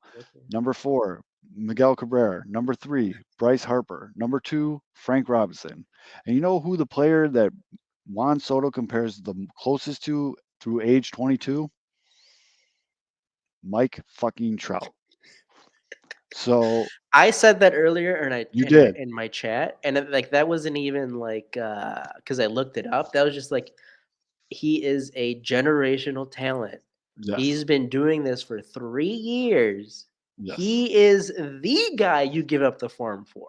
Yes. This is the guy that if they said they want Eloy, Andrew Vaughn, and Lucas Giolito, you think about it. I mean, I know you're gonna hate it, and like if I was a Sox I fan, I'd get probably it. hate I it get why too. people hate I'd it. probably I'd be like, hey, like we don't want Lucas because he's on our team control. Like throw in Cease. I'd still do I mean, but someone said, although it. these people were dead ass serious too. Like, there's some people I know are joking around. Like, I Yeah. know I've been around now where I know the people that aren't serious, but there are people dead ass. I saw one. It was like, give them Gavin Sheets and our top 5 prospects. That should do it. Close, maybe. And Alex, I agree. I mean, I don't think the Nationals take Hans Call unless he starts out with the name Luis Robert, or I mean, it would be Luis Robert plus plus, or it would be Eloy Jimenez plus plus plus plus. It'd be like Luis Robert, Kopech, plus. Yeah, the only time that I would hesitate in pulling the trigger for a Juan Soto is if it includes Luis Robert, which unfortunately I think it would have to. I know. I mean, The everyone White Sox knows. people need to remember White Sox farm is dog shit. Like, Yeah. we all fall in love with these players. The White Sox farm system, like what other GMs think of the White Sox farm system, it's shit. I was looking at the Cubs, and like the Cubs don't have. I think they have like 3 or 4 guys on some list who are top 100, but they're all younger guys. There's like only one guy who I'd put off limits, and that's just because I think he's going to be a star. I just believe in him, and like again, he's right now. I think he's like only 19. He's playing like an extended spring training games in Arizona. But the Mhm. only like hands off guy I think for the Cubs, for me personally, is Christian Hernandez. But even if that, again, this is all hypothetical. Right. The Cubs or the White Sox are never trading for Juan Soto. I think it's coming up with that trade is very difficult for any team, like the Dodgers probably. Yeah. But outside of them, it's very difficult to even see. But I mean, I'd still do if it's like Christian If it Hernandez, Brennan Davis, Ed Howard, Ed Howard, all I told you guys all the prospects that they got from the Padres for the Yu Darvish trade, and then like 2 major league guys, I'd do it. Like for not the even Cubs, yeah. hesitating. For the Not Cubs, even hesitating. I don't even let them get off the phone until they have a signature. I agree. Eloy's trade value has gone down way because of the Yeah. injuries. I understand that. I fully It's understand the it. injuries and like when he came back last year, he wasn't that good. Yeah, he was okay, and I mean, he was. I think he's actually going to be really solid when he comes back. It's just a no rhyme or reason, just like a feeling. Um, Well, that's the thing. He has to be. The Ryan in the Sox are going to comments. be bad. Ryan in the comments says it's going to be wild when the Dodgers grab Soto in July. Yeah. If that happens, I mean, that's when like MLB's got to step in. Remember when Chris Paul was going to get traded to the Lakers, like way back in the day, and the NBA was like, "Nah, son." I think mean, MLB's just got to be like, "No, I mean, the Dodgers, you scary can't do thing that is anymore." The they've Dodgers have it. that, and they've had plenty of the two teams know each other because they had that big trade last year with Trey Turner and Max Scherzer. Yep. And the They Dodgers. know the Nationals know that farm system Oh very no! well. Oh no! Oh no! Oh no! Oh no! What's going on, Zoe? Raylo's in a pitch. He gives up a base hit. Next guy comes in. I don't know who it was. Hits a 50-50 ball to right field. Adam Engel comes in, dives for it, just misses. Ball rolls all the way back to the wall. Triple. Kansas City up 3-2. Adam Engel, you have one job on this team. I mean, hold on. I want to see how bad he missed this again. Quit showing the. Okay. Yeah, by about 6 inches. But yeah, I mean, it's going to be real interesting where Juan Soto ends up. I really think he's out of Washington, no matter what. And the crazy part is like the only reason it's even a discussion right now is because they're like trying to sell the team. Yeah. And like the basis of this is like, well, the new ownership is going to want to know, well, if he's not going to sign with us long term, then just trade him now because we don't want to deal with it, which is hilariously like stupid. Again, I have no clue what the hell goes on into owning a team, but rough for the fans. Because again, we just mentioned it with the trade last year with the Dodgers. He's talking about a team from 2019 that won the World Series that has lost their ace pitcher, their like stud shortstop, and now can lose like top 3 MLB player within what, like 4 years? hmm So they Yikes. need to get an absolute haul. I Like it can't can't even. be like, I remember years ago when we were talking about like Mike Trout, like just throwing that around for fun. Mhm. And like at that time, Luis Robert still wasn't even up. Eloy was barely in his rookie year. Mhm. For the Cubs, we were talking about like KB or like buy like package like your big stars. Juan Soto's again 23 years old. He's a, There's no, there's nothing that comes close to anything being relatable to this. no, no. Insane. I hope the I Cubs win mean, like the White Sox would have to like trade like Luis Robert and the Charlotte Knights. it. You're mean Mercedes. He don't home run today. Yeah. Great. But I mean, they would literally just have to like hand them the key to, you know what I mean? Like, and It had to be. It had to be like futures. Be like, all right, we get to decide on like 3 players to be named later, but here we we go. get to Play at the plate. decide. Luis Robert, you got him. Oh, terrible throw. Way Oh, up the line. ooh, we Way up really the jinxed line. Luis tonight. I mean, it's easy, Alex, in the comments to say no shot he's out of Washington because then if no one puts together this immaculate trade package and he stays, you're gonna see. I told you. I get that, but from my point of view, if I'm Juan Soto, I'm like, just get me the fuck out of here because that's wasted talent. We've all said it about Mike Trout for how many years now? Like all Yeah. that talent just wasting away in Anaheim. And if he has a chance now to get out, I hope they do it right and just let him out. Just get out. Get a huge package from somebody. That's the Ayo, thing though. and let him out. That's the thing that I just talk like just spitballing and just throwing names. It's again, it's very difficult to like any team, even the Dodgers. It is very difficult to even come up with something that can Yeah. realistically happen. And I mean, I don't think the Dodgers would even want to do that. I mean, they got Mookie out and right, and Yeah. like, I don't think the juice would be worth the squeeze. I get he's a generational player, but like that would completely like it has a chance to completely fuck them up Like this season. what screws up so many fans, I think, is Theo Epstein basically. What hmm he did, those 2 trades that he did, kind of just like moved the goalposts on like what fans expect. It ain't 2016 anymore. It ain't 2017 anymore. Yeah. Teams care. What's the number one thing? I mean, it was probably always the case. He was being like ultra aggressive in those situations. hmm But what do teams care most about? And we've seen it in the past year. Money, control. How can I get as much talent paying the least amount? So it's just again very difficult to give up like a minor league capital. Feel Yeah. shitty saying that because we're talking about human beings, but Right. like that's how they're viewed, unfortunately. And it's like, well, if we have 3 guys who we think we're going to be studs and we don't have to pay them big money until 2027, you know what, Juan Soto, you might be the best player in baseball, but we'll hold off. So it's just Yeah. very hard to even.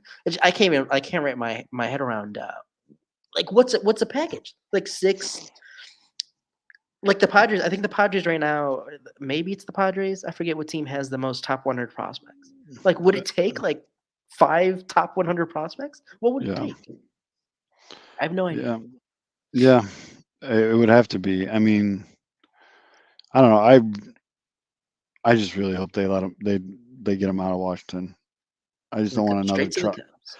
I just don't want another Trout situation where Hey, the Angels are just good. It took them, 8 yeah, years. it took him 8 years, dude. That's I don't want that to happen to Juan Soto. By the way, speaking of Mike Trout and the Angels, the next name who's going to be like a big free agent in a couple of years, Shohei Ohtani. Otani, but I was thought you were gonna talk about, dude, Jared fucking Walsh, bro.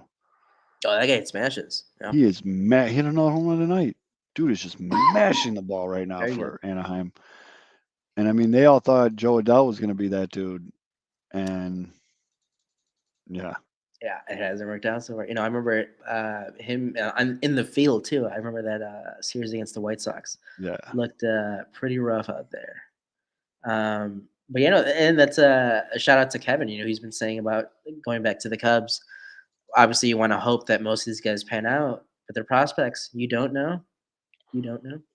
Nothing is a guarantee. For as much as And I'm Luis Robert. fully aware Juan Soto has a ring, Alex. I'm fully aware of it. It is comparable though, because if he stays in Washington, the next 10 years are just going to be him on shitty teams. So I Maybe get why long you would say term, that's it's not comparable because he had a great postseason. Remember, he did that thing where he carried the bat. shake his ass. He Give him carried the the ball. yeah. Well, he carried the dude on Houston hit the home run and like carried the bat and Ah, watched it, and yeah. then Soto did it because he's like, hey, that looked like fun, so I wanted to do it too. But yeah, I mean, I don't know. I get that he already has the ring, but I will continue to compare it to Mike Trout because the way I see it, the next 7 or 8 years is just going to be dog shit in Washington, and he's going to be a big fish in a shitty pond. I do think it's gonna be crazy though. If imagine being like new ownership and be like, yeah, you're a fan favorite, and like top 3 guy, MLB, maybe top 2. hmm Like, no, who the hell's going to your games? You just bought it. I mean, MLB teams are going to make money regardless, but not the greatest way to win over your fans. Again, Yeah, right no, now I get it. I put it at very low that he gets traded. Right now. I think it's like Oh, like I get like that. I mean, 3% or again, something. I get it. It's just more me really wanting him out of it. Tim Anderson just hustles, beats his infield single. There you go. Yeah, that's the other catalyst to this, Yumper. If the Sox did trade for him, you think they're coughing up 400 mil? Right. That's it. Yeah, I mean, it's like, come on now. Uh, But I just want him out of there. I just don't want him to be stuck on a shitty team. I want to watch the best players on, you know what I mean? Like, I want to see the best players in postseason as much as possible. I mean, but see, it's a tough thing. They did win the World Series in 2019. So Yeah, but they were he's the they only were a player from. great team for a He's decade. literally the only team on that player still on that team. I mean, they still have guys. Strasburg's coming back from injury. Okay, that's literally a headline every season. They have Cesar Hernandez. I'm trying to think of other players on the Nationals. Josh Bell, Pirates legend. Shell of a Josh Bell. Josiah Gray, they got from the Dodgers. I forget his first name. You looked this up. That's no way you pulled that off the top of your head. No, the only reason I know that is because I've been burned by him a couple times in fantasy. Oh, okay. I mean, no, they're a bad team right they're a now. bad team. I'm gonna look at where's their farm rank. Yeah. I'm gonna guess top 15. All right, hold on. As of right now, the Nationals sit in dead last in the NL East. They're 12 and 26. Rebuilding. So They're you rebuilding. guys can slow down with they got some pretty good players. Yeah, design cable. Where are we at now? Where the fuck they keep moving this shit? They signed Sox killer Nelson Cruz. He's there. I mean, he's old. Yeah, I mean, come on. What are we really talking about here? What's their farms at? I'm pulling it up right now by team. Here we go. Washington Nationals. Their top prospect is a right-handed pitcher named Cade Cavalli. Yeah. He's got a 70-grade fastball, blah, blah, blah. Where's he ranked nationally? Hold on. Top 100. Here we go. Let me see. Where's the Nationals? Still scrolling. K Cavalli is the number 35. And then still scrolling. Brady House, shortstop. He's in single A ball right now. He's 18. There you go. He's number 45 in the top 100. And then no end then. That's it. All right, so I was kind of wrong, and I thought they were going to be top 15. I'm scrolling right now through MLB pipeline. The Cubs are 18th. The Washington Nationals have, this was preseason heading into 2022. 23rd best farm system. All right, I thought they'd be a little better. That's what I'm saying though, man. And I don't see them going out and like being active buyers to build this team around him, and that's It what's depends frustrating. it depends who the ownership is. I don't know. I have no idea who's in the. Yeah, I guess I think What Alex if it's said like it another too. Steve Cohen and we have no Yeah, clue? that's what Alex said. If some, what if Elon Musk is just like, yeah, I'm off Twitter. I'm buying the Nationals. Yeah. But it could happen, I guess. Literally for him, like, let me throw a couple bucks I on don't this see it, but team. it could happen. I mean, I give the arguments that you guys are coming back with, but like I don't see it happening whatsoever. Uh I am happy though that so here's an interesting I know the way he looked at it, I thought Moncada it was gone. It was warning track. Stupid Nerf baseballs. Um the White Sox, in my opinion, have to be buyers at the deadline. Yes. You know what I mean? They have to be buyers. And they have a glaring hole at second base. And it'd be nice to have like a right-hander, right fielder that isn't a first baseman. You know what I mean? That would Just help. Yeah. throwing that out there. Oh, fucking crazy though, and his crazy theories. But started thinking about guys because they don't. White Sox again. I get what you're saying too, and I agree with you. I hate when you refer to human beings as capital, but like, Assets. yeah. But like, what if the Angels, who need another pitcher, are like, we'll trade you. I don't know. I mean, I would love Taylor Ward because the homeboy is just mashing right now. I think I saw a tweet the other day. Like everything in the past month, he's ranked first. Dude, he's hitting 373 with 488 OBP, 725 slugging. But like, what if Jeez. they can get like a Joe Adele off the Angels for a pitcher? That's a move I might make. I don't think the Angels make it though. No, No, and because he's they still got young. Taylor He's Ward, still Brandon young Marsh, enough. and Mike Trout in the outfield. I mean, Joe Adele currently right now is in AAA, I believe. Like, who are you trading? What pitcher? Oh, Joe Adele is how old is he? He was born in '99, so He's 23, yeah, but he has like less than he hasn't played a lot. he's got 319 MLB at bats. But like, who are you trading? Is it? I'm trying to think. I mean, Like, there's no one. That's the Sox Kopech, just don't like have a lot. Michael Kopech's an overpay, so you're not giving him Yeah, Michael you're not Kopech. like you're not giving up a pitcher because you need the pitching still. You're not gonna get him for Vince Maybe we just pull like a Ocean's 11 type heist and just sell him on Dallas Keuchel. You have to blackmail Arnie Moreno, the I Angels mean, owner. Joe Madden loves pitchers with playoff experience, vets that have proven winners to come in and help, the younger guys. Keep pitching, keep pitching. Yeah. But yeah, It's tough.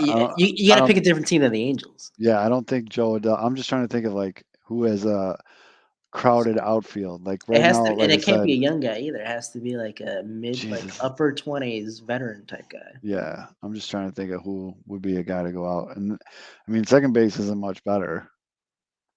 No, The two positions the White Sox need the most. I mean, you can try to get what the fuck is his name?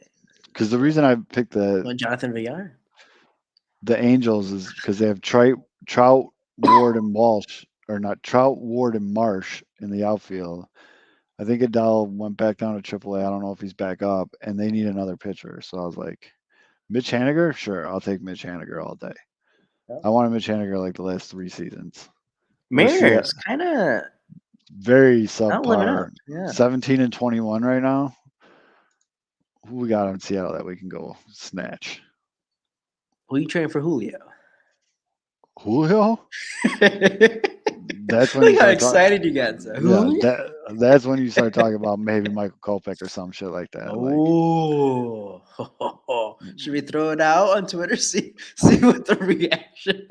It's not going to go well because people love Kopech. Kopech's been good. I don't know. After his Yankee start, though, people had terrible reactions to that Yankee start. Bad takes galore for that. Yeah, homeboy he gave like one fucking hit. He had a bad inning, and then Yeah. he obviously is going through like a dead arm period or whatever. But I mean, right now in the outfield, Seattle's got Haniger, Kleinek, who's struggling. He's Bad batting this 140. year. Yep. Julio. Sent down. Yeah.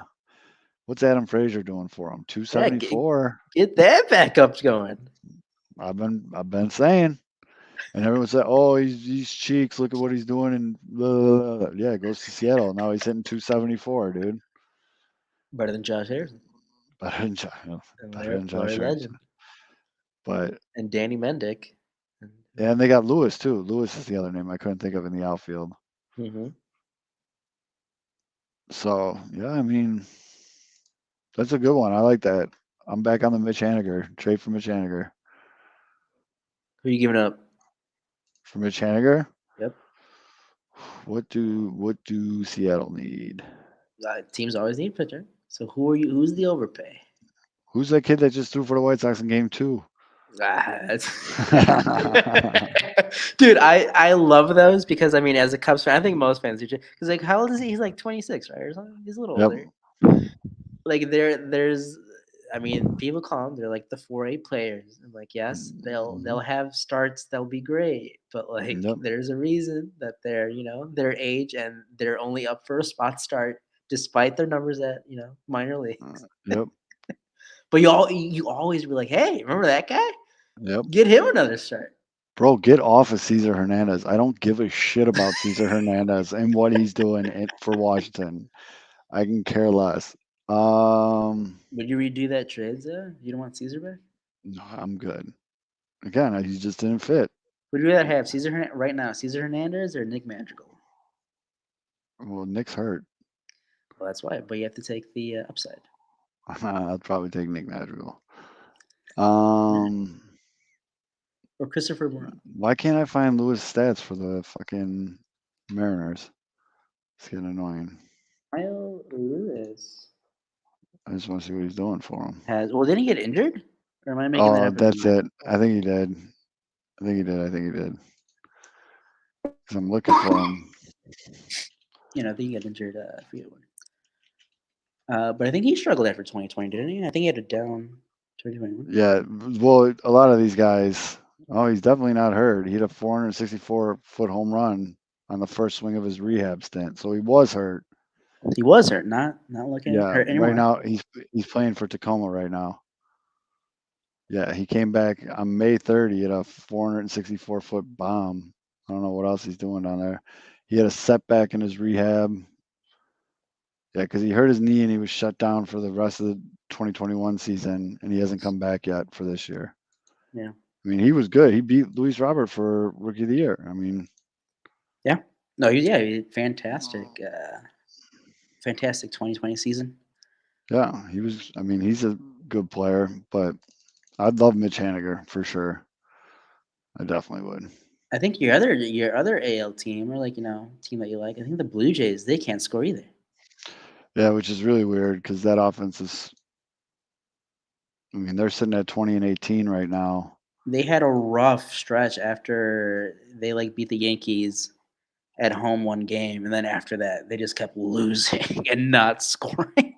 Yeah, I mean, everyone's making fun. It was like after the Blue Jays won the World Series against the Yankees, they've been 1 something since then. Or something. I mean, Vladdy's doing his thing. He's batting 284 with a OBP 368, slugging 470. He's got 7 home runs, striking out kind of a lot. 28 strikeouts to 16 walks. George Springer batting 269 with a on-base percentage of 333. So that's not terrible. Chapman's struggling.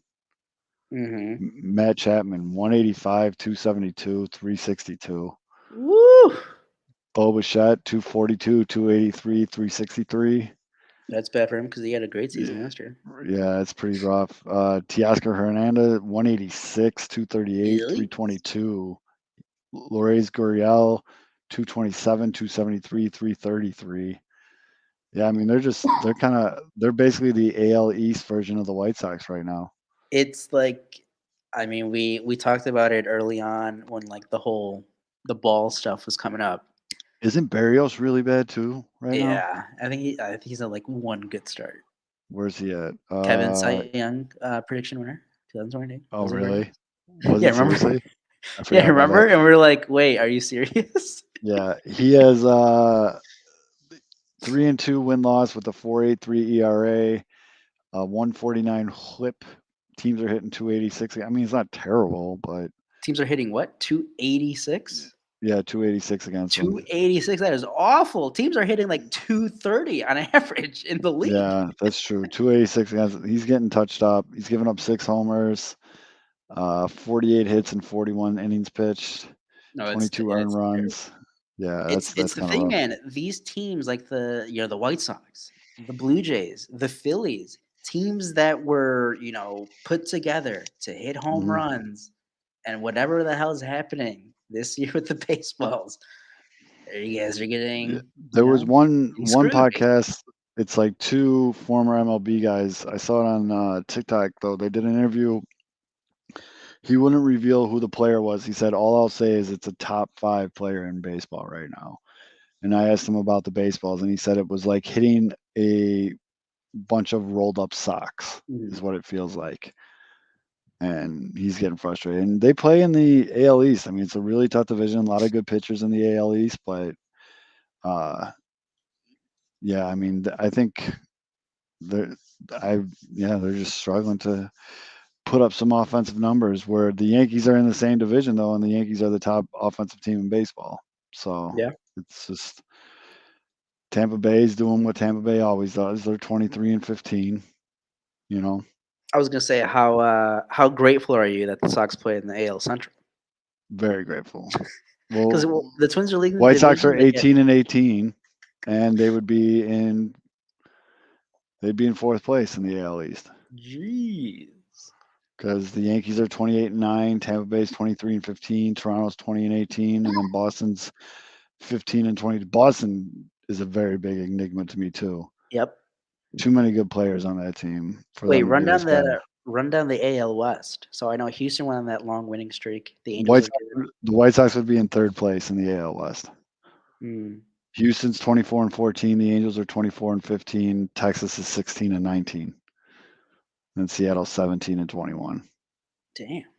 And then Oakland's just they're happy. That's such a Mhm. sad story to me. Yeah. They have such awesome fans out there, and it's such a rich like history and all that stuff. And History. like no one's They're showing up. starting They're to just, remind me of like the AL version of the Pirates, basically. Where yeah, they had great teams before, and then now they're kind of viewed as they've had some success here and there, made it to the playoffs, but mhm. man, it is brutal. Yeah, that's pretty bad. I mean, the team in baseball right now with the highest run differential, the Yankees are a plus 75. No one else is even over 50. Jesus. Uh, the White Sox are a minus 26. Yikes. Then Angels are plus 49. Houston's plus 42. Minnesota's plus 21. But in the AL East, the Yankees are plus 75. Tampa Bay's plus 10. And then Toronto's minus 12. Boston's minus 14. And Baltimore's minus 37. Yeah. Yeah, the Yankees are just fucking. They're stomping people right now. And then they have, Stomping people. I know like people make fun of I mean, we do it too, making fun of Oh, I'm Cole. sorry. I'm sorry. The Dodgers are plus 83. I didn't go down to the NL West. The Dodgers are plus 83. Yeah, they're. I heard they're kind of good. Yeah, they're decent. And you know what? They also lead the league in walks. Walks. Doesn't matter. So you got to swing the bat to win. Apparently, What was I gonna say about the Yankees? The Yankees. their fans are annoying. Oh no, I mean we always make fun of like Garrett Cole, like what a dweeb he's been since he's been in New York, but like dude's still good. That Nestor Cortez guy is incredible. That dude blows my mind. That guy's I just incredible. don't understand how he's as good as he is. Since last year too, he has a very high strikeout rate. If you saw that dude walking down the street, you would not think he's a professional athlete. It's like Greg Maddux all over again. Yeah, no, it's crazy. And he's the Cy Young front runner right now.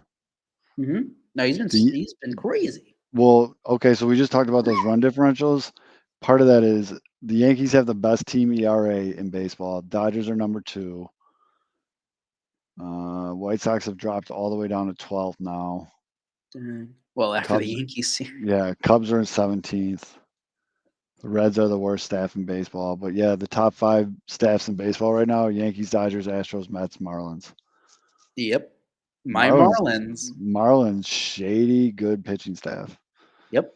I still remember going back to 2020 when the Cubs, in that shortened year when they had to play the Marlins in the first round. I was like, yeah, why did it have to be the Marlins? Because they had to Mhm. face at that time they faced who was it? They didn't even have to face Lopez then. They faced Alcantara and who was the other guy? Remember the guy who was getting compared to? He was Oh, getting compared to hold on. Pedro. What was his Yeah, name? he was Sixto like, Sanchez. yeah, he was impossible to hit in MLB The Show that one Yeah, year. and like now they have Pablo Lopez. He's incredible. Yeah, I mean, no, they're reminding me of like what the Brewers built up, where like they just have guys who can where the pitch. Marlins at record wise? I think They're they're in like third around place in the 500. NL East. Yeah, they're 17 and 19. Yeah, I am a huge Jazz Chisholm fan. I yeah, and just, then they have Jazz Chisholm, who's fucking yeah, amazing. yeah. Who'd you give it for He's, Jazz? Let's have a little. Let's have a little kind of serious hypothetical. yeah. I mean, I've talked about it on the show and I got smoked on it for Twitter, but I think if you throw Jazz and TA as your middle infield, that's just awesome baseball. Yeah. And I would love to see it. I don't know. I mean, they don't need pitching. Apparently, Gavin Sheets gets you Juan Soto, so let's just throw Gavin Sheets down in Miami for Jazz Chisholm. By the way, breaking news: Cubs winning streak over. Lost 3-2. Yeah, you called Unfortunate. that. You called that. I Wait, blame the game being broadcast on YouTube. I don't know why yeah, I that's a heard thing. some pretty poor quality. It's who was the color analyst? Who? White Sox legend, Yonder Alonso. Ugh. Ugh. Yeah, White Sox are down 4-2, bottom of 7, 2 outs. Bobby Witt Jr.'s up. Raylo's still in the game. He's hitting 98 on the gun though. I mean, basically, Engel diving for that ball instead of taking a step back and playing it on a hop cost the Sox 2 runs. That's the difference in the game right now. Like you have to recognize this is a very bad team. Just hold it. Just get the ball in front of you. They're Right. probably not going to get another hit. Oh yeah, believe me, I'm not putting it all on that play though because the White Sox have 2 fucking runs. Right. But Yeah. yeah, That yeah. was just like the other day with the Grandal at home when he dropped Yo, the ball. B-Flow. We've been at this now for an hour and a half. This isn't the 108 where we do 3-hour shows. So the yawn at the end here is warranted. Me and Aldo just went off on a tangent just talking about what's going on around the league because I don't know though, although I want Jazz Chisholm on this White Sox team. I think it'd be awesome. Well, you have to do some type of when Beef had the Luis Robert for Eugenio Suarez type trade. So you have to make up one of those. And I know, Alex, to your point, I know Jazz struggles against lefties, but this lineup just mashes or hits lefties well. I think it'd be worth a roll of the dice. I'm just trying to think about around the league. I think that's something that I'm gonna start really looking into though, is like Trade targets. outside of Juan Soto, who would be some trade targets for the White Sox. I mean, you have to try that. You have to try first with Gavin Sheets. Give that a spin. Yeah, I mean, call the Nationals and say, hey, Just do a highlight tape. Just loop it with his home runs. yeah, Like, this is every at bat. oh yeah, Jazz Chisholm is definitely just my little pipe dream. I know I don't think he is for sale either, but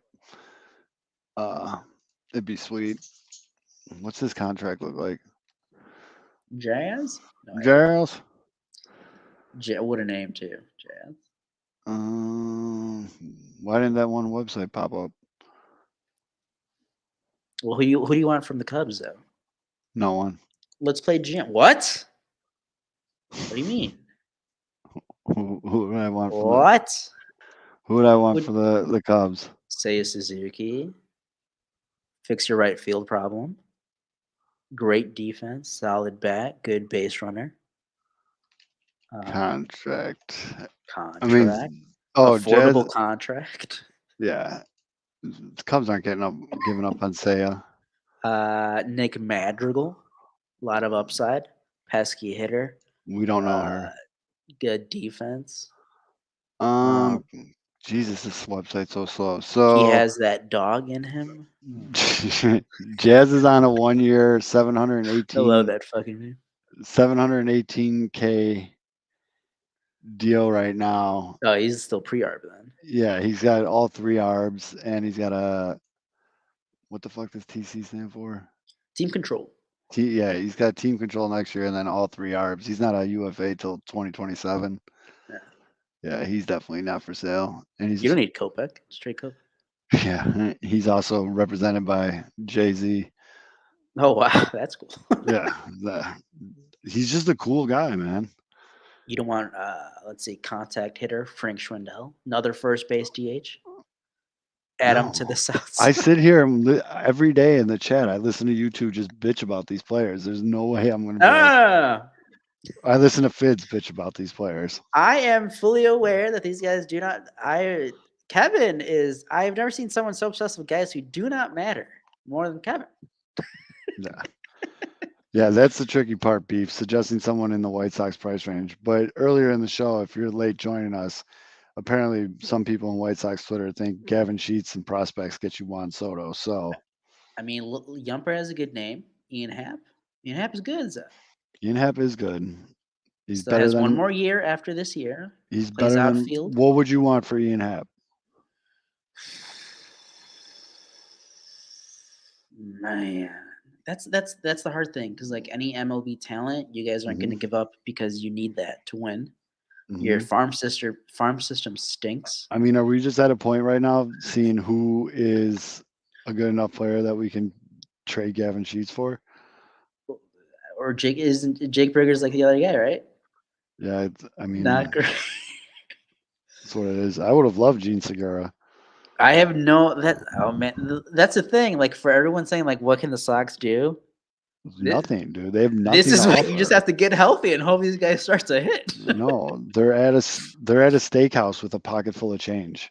Like this there's is just nothing. your team, guys. You just have to hope they turn it around. Right. You got to hope they can score more than 2 runs against the Royals. Like you guys are gonna make a move. It's gonna be very minor, and everyone's gonna be like, "Fuck." Yeah.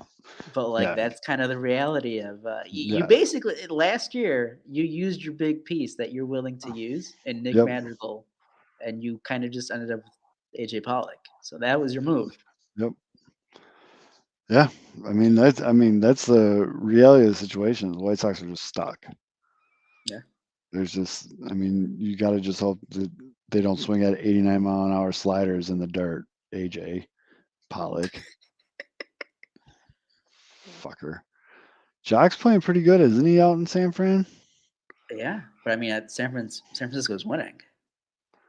Yeah, I think they like Jock out there. Yeah. Like you have to look at bad teams. Like who's on Baltimore? Who's like who's a 31-year-old on the Orioles? What's homeboy's name on the Orioles that I wanted last year? No, you're not gonna get him. What's his name?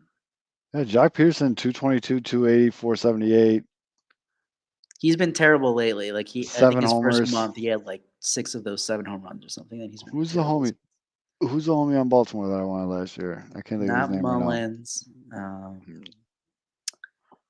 right now. Obviously not Mancini. It's the right fielder. Not Mancini. Where's it? Santander? Santander.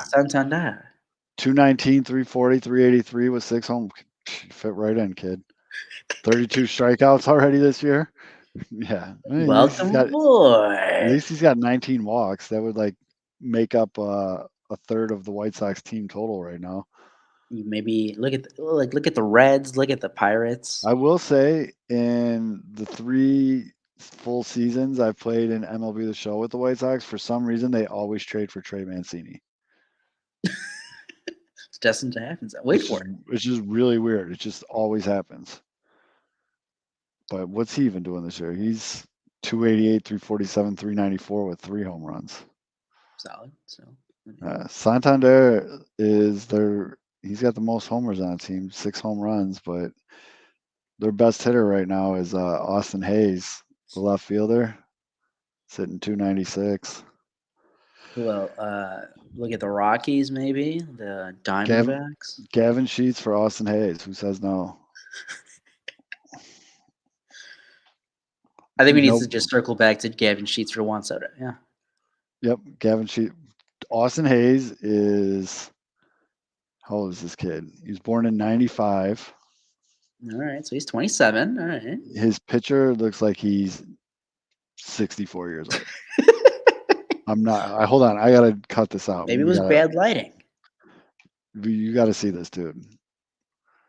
And I'm gonna put his birthday on here because he's 26. But you Here gotta you look at go. this dude. A suggestion from Ryan in the chat. Alex's boy, Brian Reynolds. He's been kind of bad this year. Would love it. But again, Absolutely love Brian Reynolds, team control for a lot of years. Sox do not have a farm system. Sox have no one, dude. This No. is all like we're. Who's like their best prospect? Like not even rankings wise, just like if you like the people who know. Isn't it that Montgomery guy, the high school kid or whoever? Yeah, he's coming around. But here, look at this dude. I had a lot of bags under his eyes for sure. Oh my god. He does not look 26 years old. That guy is not 26. Oh man. I need to see a birth certificate. He's balling. He's playing pretty good this year, though. Playing like a veteran. Yeah, looking like one too. Come on, my guy. The White Sox best prospect right now, according to MLB.com, is Montgomery, and then And how old is Colas. he? Montgomery is 20. And he is nowhere close to being a top 100 prospect. Nope, they have him. His ETA for the major leagues is in 3 years. Yeah. And then Oscar Colas, they have his ETA is next year. He's in high A ball. He's 23. Jose Rodriguez, the shortstop, in Double A. Wait, how is everyone's guy doing? How's Cespedes doing? What's he up to? What kind of stats you got here? Cespedes. He's like he's your future in right field. Yeah. What do you want? His high A or Double A stats? Let's go to Double A. What's he doing in? I'm sorry. Yeah, he's in Double A this year. So Double A this year, 2022, 242, 264, 411 with an OPS of 675. He's got 5 homers, 14 RBIs. He's only walked twice. He fits on this. He's walked twice. Perfect. He's fits walked like a glove. He's walked twice to 37 strikeouts. I mean, talk about a fit. He fits, dude. How old is he? He's 22, 23? Cespedes is 24. They think he might get called up this year, according to this. Who am I supposed to look at right now? Alex, Brian Ramos, third base, second baseman. He's in high A ball right now. Peeps' He's cousin. 20 years old. Peeps' cousin. He's in high A right now, 290, 355, 444. I like that OBP. His OPS is 799. Okay. Wait, what position is he? They have him as third base / second base. All right. There you go. There you go. Yeah, I mean, does he walk? All I want is someone that takes walks. 10 walks to 24 strikeouts. Where's everybody's little favorite guy to lean on right now? Here we go. All the way down at number 14, Yolbert Sanchez. Yobert Sanchez in AAA is hitting 309, 382, 338. There you go. Oh, that 388 OBP. Someone's taking walks. Yeah, I was gonna say, does he take walks? Sounds like someone's taking some walks. 6 walks to 13 strikeouts. But probably the best ratio on the White Sox right now. You know who's shady been hitting lately? Micker Adolfo. Miker. Oh, do it. Do it, Han. Make the call. Miker's been hitting, dude. What's he at now for Jesus? When you click his stats, his fucking he's been around like 10 years. Like all these kids have like 3 lines. He's got like 8 lines. It goes all the way back to 2014.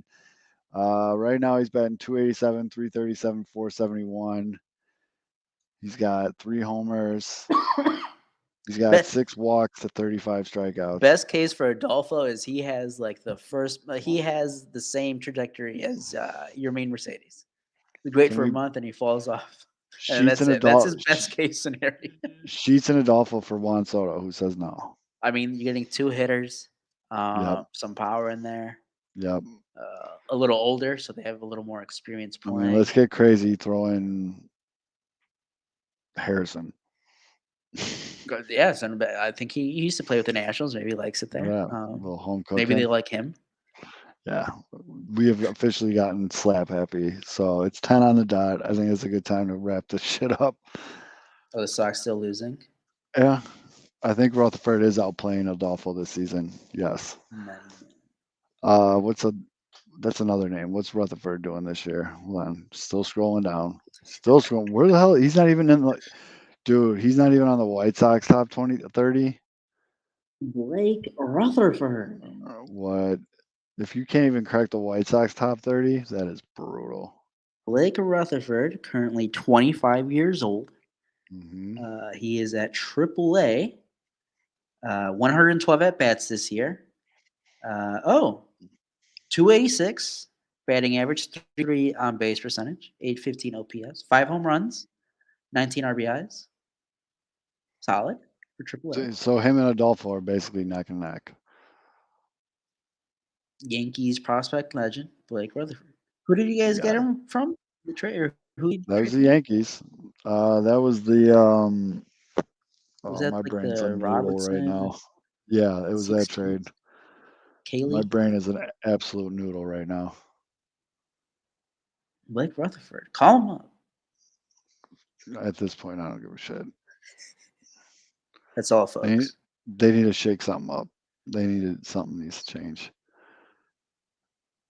Eloy. All right. Eloy's coming back. Lance Lynn's coming back.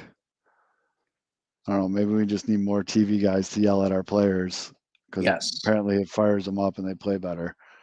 So well, the Sox still have to win this game. If not, it's just like trust me, this game could be. It needs to fire up more than one guy, though. Yeah, it could be a lot worse if it wasn't for Tim. He's made some very good defensive plays. Colson Montgomery, just hurry up, dude. Age fast. Well, he's a shortstop, so there's really nowhere to put him. Shortstop controversy? Yeah. Sox are getting ready until if TA becomes a free agent to bring in Colson. I think it's really weird, though, according to MLB.com, for the ETA of 2022, they have Cespedes. They also have Romy Gonzalez, and he's a middle infielder, so he might get a shot at second base. Adolfo, but that ship sailed.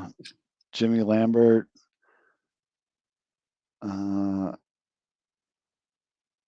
The relief pitcher, Anderson. Caleb Freeman. These are all pitchers now. Bitches love Sueza.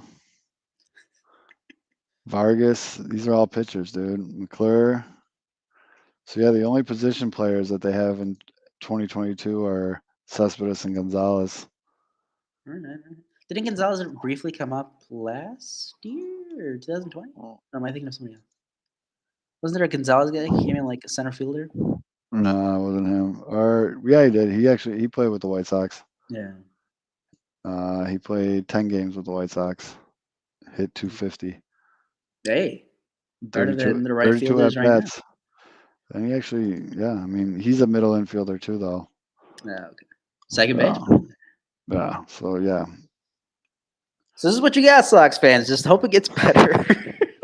Usually when we do this show, I get like more like positive or optimistic. It went the opposite today. You're like, fuck, we have no one to trade. That and just watching them just struggle against the Royals. The Royals, man. Realizing the Royals sneaky no, I don't know, sneaky. Their pitching has been better than you would expect. Nah, That's the only reason they're winning any game because they can't score. Don't make excuses for them. That's the thing. The White Sox have no excuses. The White Sox entered the year as one of the favorites to win the World Series. This is unacceptable. This is just bad. Bobby Witt Jr. struggling, plays the White Sox, looks like a Hall of Famer. He's doing it just for you, though. I know. Well, I knew he'd be good. But Yeah, he's like, I'm gonna prove this one Sox fan right. yeah, I mean, this is just whew, What sheesh. are they in the eighth now? Yeah, they're in the bottom of the eighth, runner on second, no outs. Burr's in the pitch. Santana's up. Still 4-2 Kansas City. This is just rough. And I think overall I'm just upset too because I have to go into the damn office tomorrow. So there's a lot of Oh, bad things. I just saw the. Well, we could just end it here, but I just saw the box score here. The White Sox have 10 hits. How many guys? What are they doing? Only 2 Base runs hits. on 10 hits. Base hits. Gee, This is rough. go Sox. Go Sox. Yeah. If you're still listening to the show, God bless you. Make sure you're checking out 108 and Sox Machine for the details on the Minnesota trip. Hopefully they figure some shit out by then, but either way, you get to drink a lot, so it makes it way more enjoyable. Yeah. Appreciate you guys. That's all though. I'm Zoe, and maybe Fids will get a hall pass and he can join us next week. All right, guys.